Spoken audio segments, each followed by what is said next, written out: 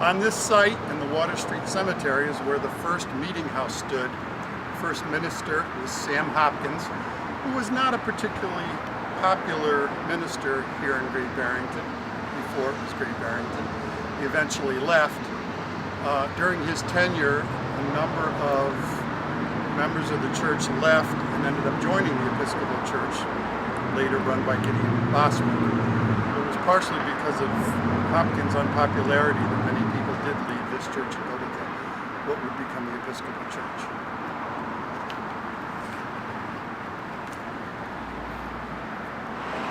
This is one of several whiting stones in the Water Street Cemetery. There's a number of whitings buried here that are related to the whitings that later moved to Upper Canada. I'll show you a few others over in the Mahawi Cemetery, which is on the south side of town.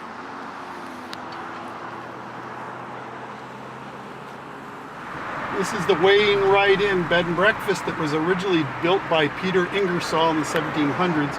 It was updated and modernized in the late 1800s with the porches added. It was originally a smaller brick house. And again, it was the home of Peter Ingersoll. These are the tombstones of the William Whiting family, also related to the Whitings that moved to Upper Canada. There's 4 stones here, all belonging to the Whiting family, here at the Mahawi Cemetery in Great Barrington. This is the marker for Gideon Boswick, Reverend Gideon Boswick, and his wife, which many of you are familiar with as his descendants later moved to Upper Canada. Boswick and his wife had a young daughter who died at age 5, who was buried right here. These stones are just a few steps away from the Whiting stones that I just showed you a moment ago. We're looking north on Route 7, just past the yellow house with the mansard roof is the approximate location of the very first Episcopal church where Gideon Boswick served as minister. This is the Captain Truman Wheeler House, headquarters of the Great Barrington Historical Society. It was built about 1768. And Truman Wheeler used to correspond with Whitings in Upper Canada, as well as other surveyors that had gone up there to help Thomas Ingersoll lay out the land grant. And we have some of those documents in our collection. Truman Wheeler House. This was the first St. James Church, circa 1764.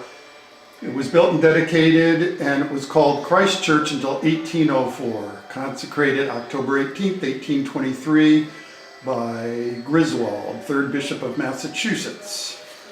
And above that, the bronze bell from that first church, 1766. This was a ship's bell that was used in the church on South Main Street from 1766 until 1833. In this room is where the Ingersoll collection of artifacts will be, but I'm not going to let you see them. You're going to have to come down to Great Barrington to see them. Truthfully, we haven't set up the exhibit yet, so it's not really here, but it will be as of Monday. This is Slim, the guard cat at the Truman Wheeler House. This is the present-day St. James Episcopal Church, which recently had to close because of structural problems. And to the right of the church is the Great Barrington Town Hall, where the 250th anniversary festivities will wind up on the evening of December 10th. We're going to walk across the street there in a minute. Before the Boston Tea Party or the Battle of Bunker Hill, and all that stuff that went on in Boston, Great Barrington was a hotbed of activity. First open resistance to British judicial rule in America took place right here on this spot in Great Barrington, as the monument explains. Here is the Great Barrington Congregational Church, and we'll pan over to the left past the manse, again to see the Mason Library, and finally St. Peter's Roman Catholic Church. This is the Mason Library, site of Laura Ingersoll's childhood home. This is my daughter Caitlin at the Laura Ingersoll Secord plaque in front of the Mason Library.